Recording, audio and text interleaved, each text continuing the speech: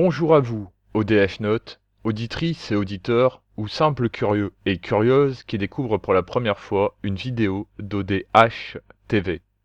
Bienvenue dans cette nouvelle interview des mémoires de l'ufologie francophone. Aujourd'hui, je vous partage un entretien réalisé en janvier 2019 dans le département de l'Hérault, à Saint-Jean-de-Védas, où j'avais rencontré Bernard Dupuy, ufologue et veilleur. Bonjour Bernard. Bonjour Gilles.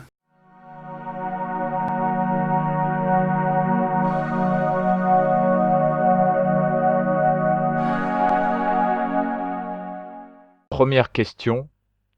Depuis quand t'intéresses-tu à l'ufologie et pourquoi? Depuis les années 70, donc ça fait déjà un moment, j'étais toujours curieux des histoires de...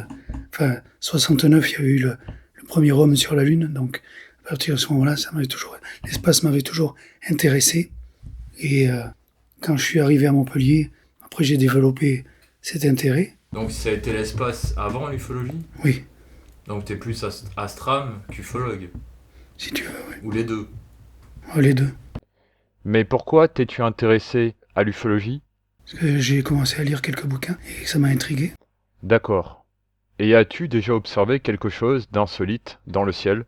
Au cours des soirées d'observation que l'on faisait, oui, on a vu quelques points lumineux. Pourrais-tu mais nous en parler de ces points lumineux?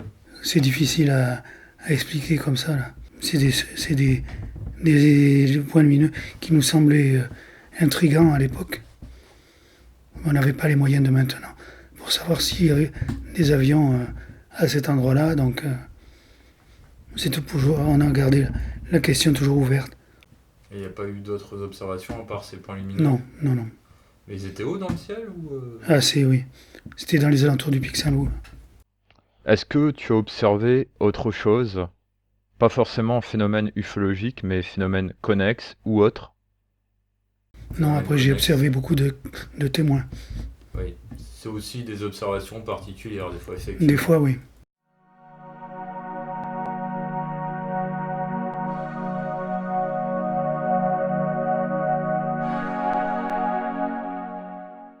Suite à ton intérêt au sujet des phénomènes aériens non identifiés, quel a été ton parcours en ufologie? As-tu adhéré à des associations? Je faisais partie d'une association de Montpellier qui s'appelait le GEROC-GERPI, groupe d'études et de recherche sur les objets célestes. C'est comme ça qu'on les appelait à l'époque. Avec Jean-Pierre Charton, comme ça bougeait pas trop au niveau de cet assaut, on a démissionné, on a fondé notre propre association, donc le groupe Palmos. Et quel âge avais-tu à la création de cette association? 17-18. C'est jeune quand même. Oui, j'étais jeune. Et que signifie Palmos? Pourquoi ce nom? Il fallait trouver un nom, donc ça veut dire vibration en grec. Et quels étaient les buts de cette association? De récupérer les témoignages, enfin ce que faisait pas le GEROC.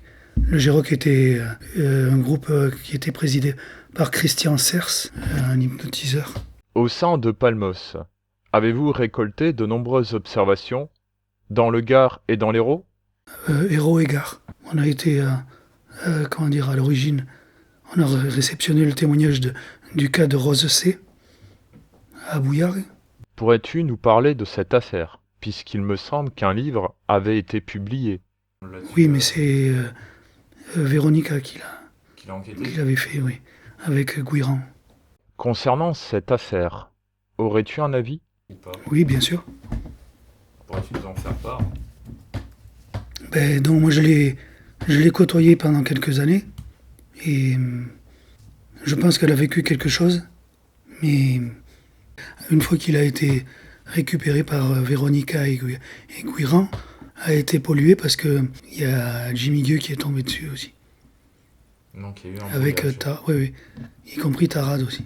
Et comment il s'appelle déjà l'ambulancier Miguel. Et donc suite à ça, après l'affaire vous avez laissé entre les mains et puis...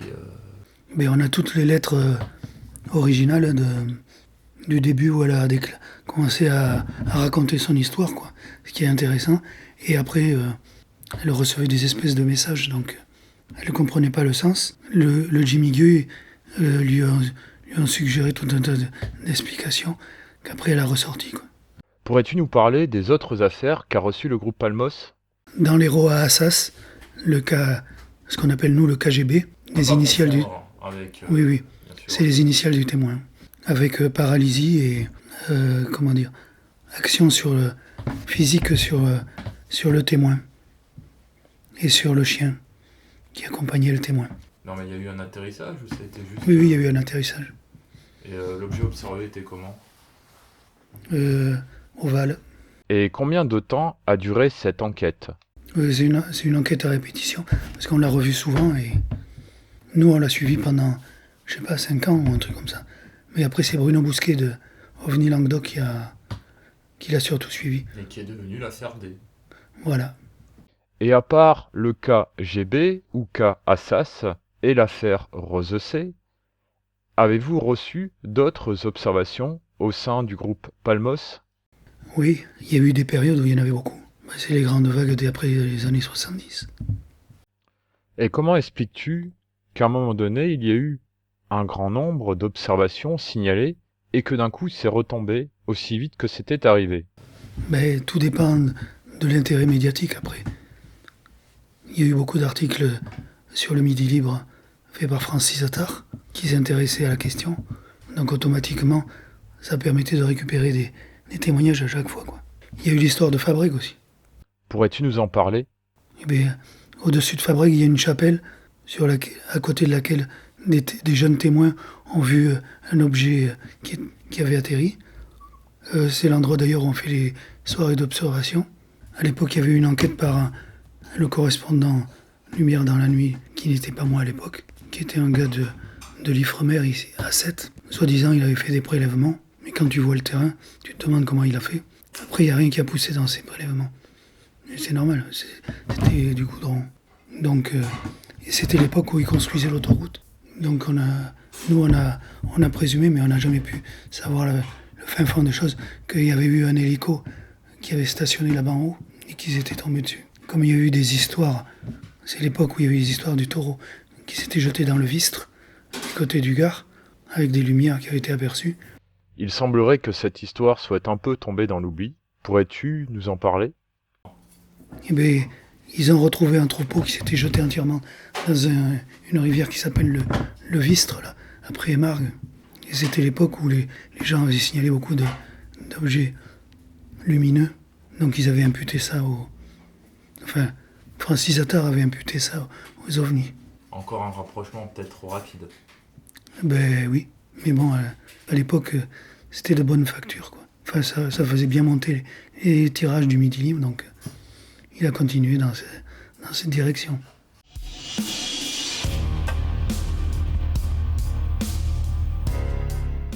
À part les enquêtes, le recueil de témoignages, quelles étaient les autres activités, s'il y en avait, à Palmos? Les soirées d'observation, il nous est arrivé de réunir jusqu'à une centaine de personnes du côté du Pic Saint-Loup. Comme on s'est développé après et qu'il fallait avoir un peu de finances, on faisait des conférences, entre autres pour le Lions Club ou autre organisme comme ça qui acceptait de nous verser des subsides. On s'est lancé dans la fabrication d'autocollants. On a lancé une revue pour communiquer les infos que l'on avait, qui s'appelait OVNI Info 34. Et il y a eu combien de numéros d'OVNI Info 34? 14. Et ça parlait des observations de nos enquêtes, oui. Des enquêtes. Enfin, là, c'était tirage papier. Et papier Ronéo, donc un gros boulot. Grâce à la revue OVNI Info 34, donc c'était que pour les abonnés. Et les échanges avec les autres associations qui publiaient, comme Info Espace par exemple. Et il y avait combien de personnes à Palmos? On est monté jusqu'à 80, 90. Et le fait qu'il y ait beaucoup de nombres, c'est parce qu'il y avait des vagues à ce moment-là d'OVNI, enfin beaucoup de cas d'observation, ou c'était populaire dans les médias? C'était populaire, ça correspondait à la rencontre du troisième type. Donc les gens s'intéressaient. Ensuite, Palmos a participé à un congrès national, de ce que j'ai pu lire sur le site RR0. On faisait partie de la FFU à l'époque. On était avec Véronica et Jean-Pierre Troadec et d'autres associations similaires. Donc il y avait déjà un syndrome de se réunir pour avoir plus de force. Et j'ai cru comprendre qu'il parlait aussi du Griffom Oui. sur Marseille. Bon, mais c'est sûr qu'on avait des relations plus privilégiées avec Véronica, puisque Montpellier-Nîmes, c'est à côté. On avait fait une réunion avec Guiran et le Grépeau à l'époque, à Montfrein, qui est dans le Gard.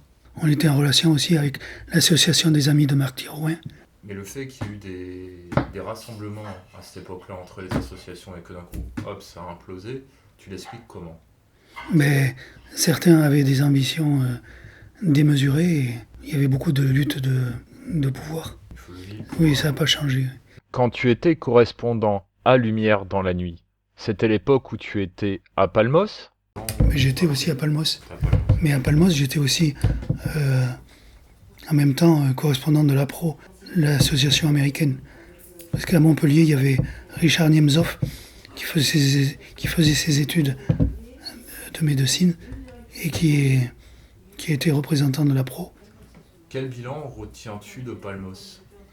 Ça a été une grande aventure, à la fois humaine et la plongée dans le mystère, quoi. Pourrais-tu nous parler du gendarme Tisanet? Alors, Émile Tisanet, je l'ai rencontré donc, dans ces années 80 et il était intéressé par les ovnis aussi. En plus d'avoir enquêté à l'époque où il était en service sur les maisons hantées, c'était d'ailleurs un grand spécialiste. Et il était membre d'honneur de Palmos. Non, une personne très intéressante qui a vécu des histoires incroyables. Mais là, il faut se rapprocher du livre fait par Philippe Baudouin, qui raconte par le menu toutes ces enquêtes. Voilà, après, il s'est retrouvé à la retraite à Montpellier, et c'est là qu'on l'a rencontré.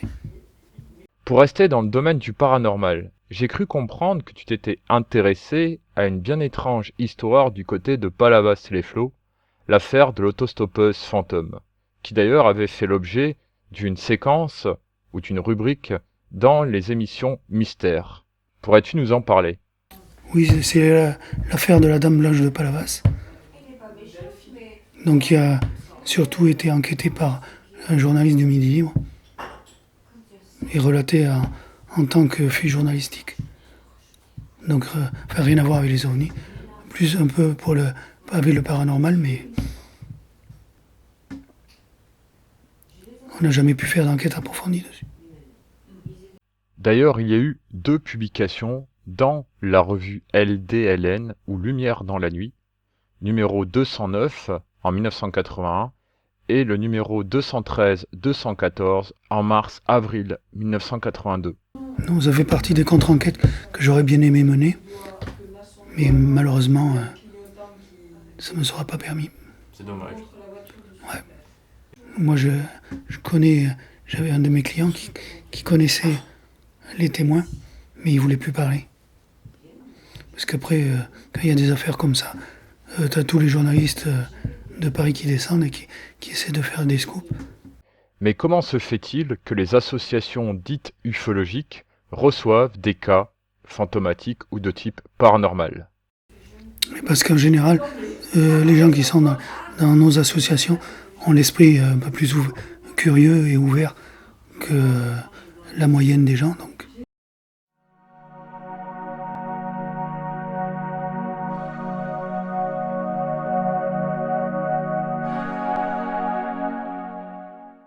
Mais revenons à ton parcours en ufologie.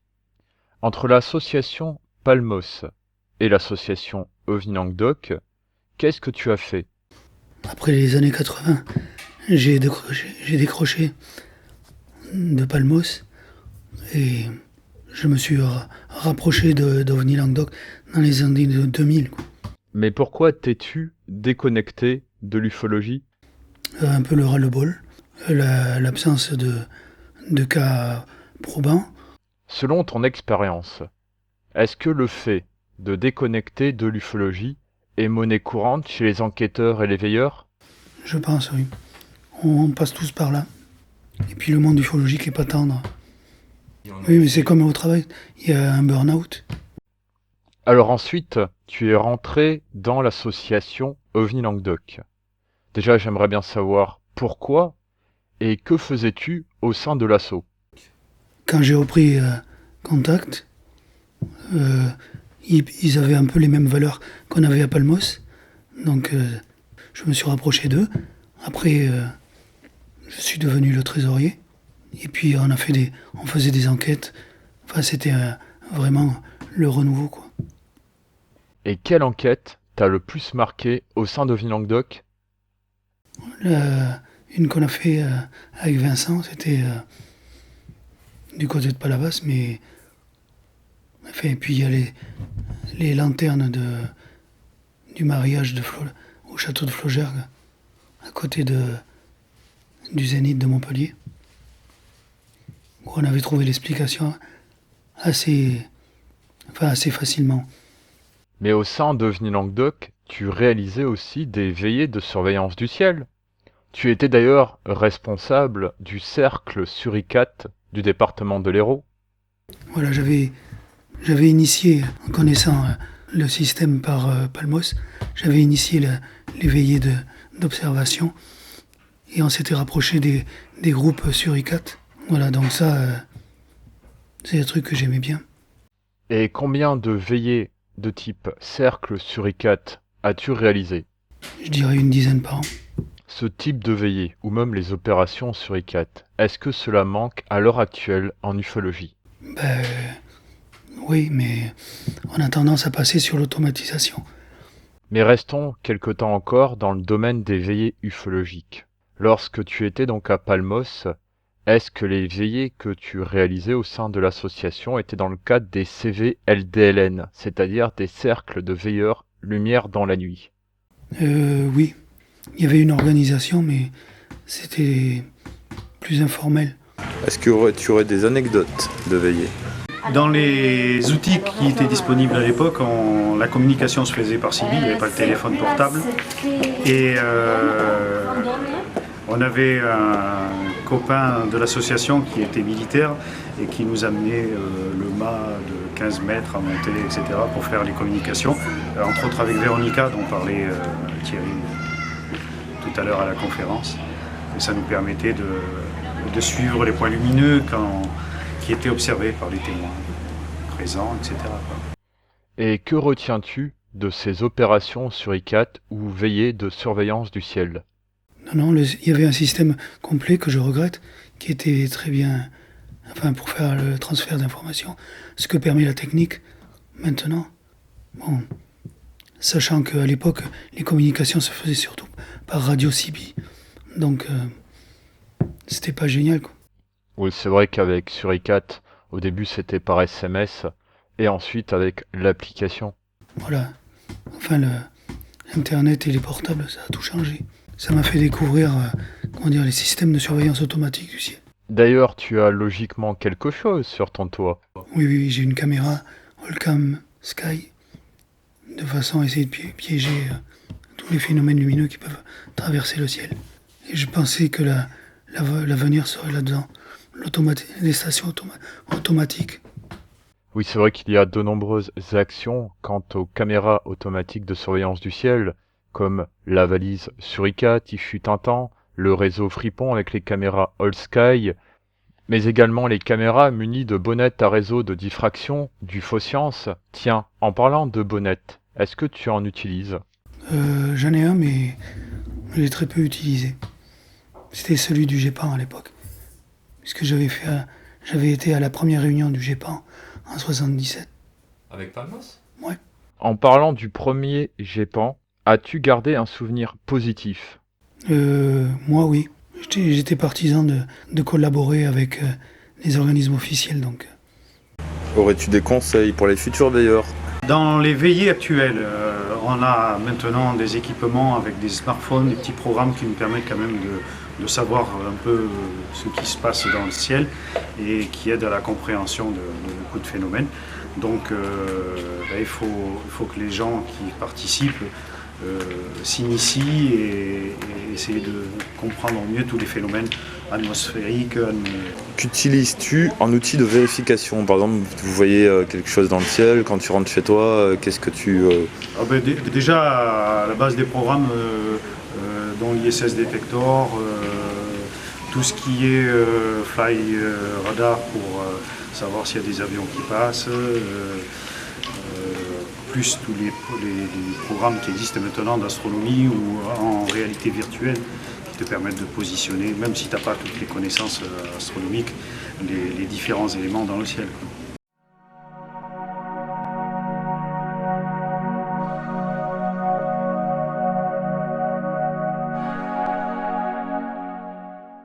Passons dès à présent à l'étude du phénomène OVNI dans le département du Gard, mais plus précisément dans le département de l'Hérault. Au cours de tes nombreuses investigations au sein des associations Palmos et OVNI Languedoc, comment est le phénomène OVNI dans le département de l'Hérault? Y a-t-il plus de RR1, de RR2 ou de RR3? RR1. Est-ce des observations plus diurnes ou plus nocturnes? Nocturne.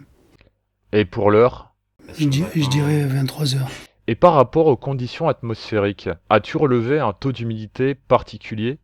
Bon, enfin, en général, s'il y avait soirée d'observation, il faut quand même que le ciel soit dégagé, donc un taux d'humidité. Y a-t-il des zones ou des secteurs d'observation dans le département de l'Hérault? À l'époque, c'était la région du Pic Saint-Loup, avec le nombre d'observations, donc du coup, c'était devenu un repère.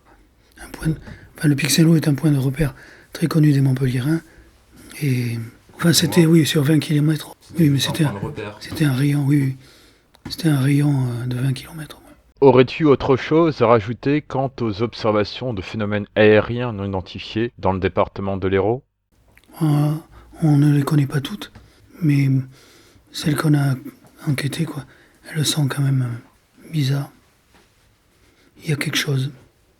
Est-ce qu'au sein de Palmos ou d'OVNI Languedoc, vous avez reçu des faux témoignages?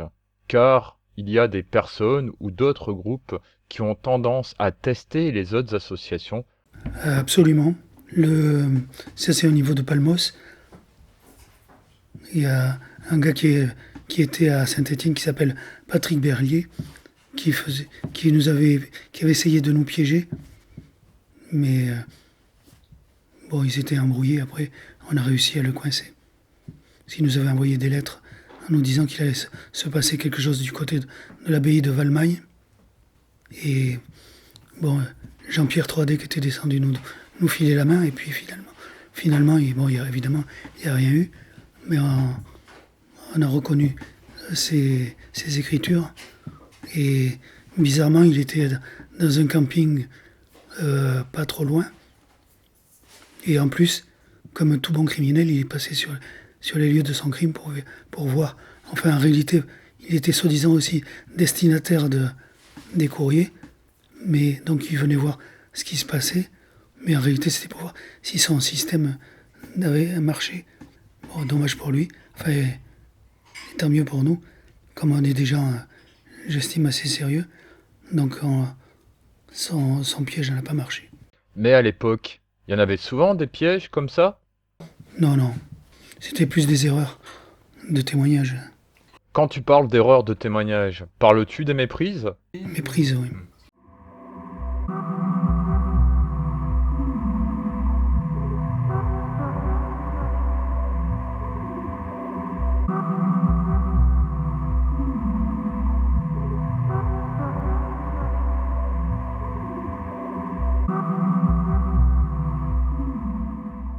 Il y a des ufologues sur tous les aspects et toutes les options de recherche.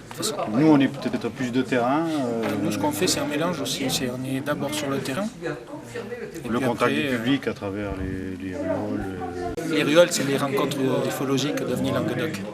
En parlant de rencontres ufologiques, avec tes 40 ans d'ufologie de terrain, tu as dû en rencontrer des ufologues, des enquêteurs et des veilleurs. Quel est l'ufologue ou quels sont les ufologues qui t'ont le plus marqué?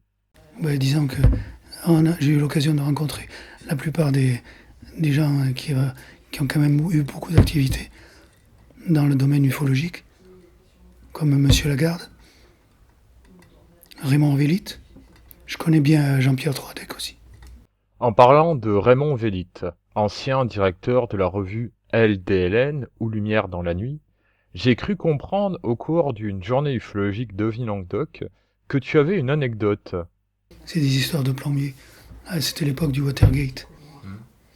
Et j'ai un de mes clients qui travaillait chez lui, donc c'est comme ça que quand il habitait à Sommières, quand il a quitté Chambon-sur-Lignon, il est venu s'installer à Sommières. Donc c'est comme ça, un jour, toc toc, je débarque chez lui, il s'est demandé comment j'avais fait pour... Parce que mon plombier, il m'avait raconté, il savait que je m'occupais de ça, et il m'avait raconté qu'il avait un gars, il avait plein de bouquins sur les ovnis, quoi. Je lui ai demandé comment il s'appelait, il m'a dit Raymond Vélite. Effectivement, un jour il m'amène chez lui, sinon je l'avais eu que par correspondance.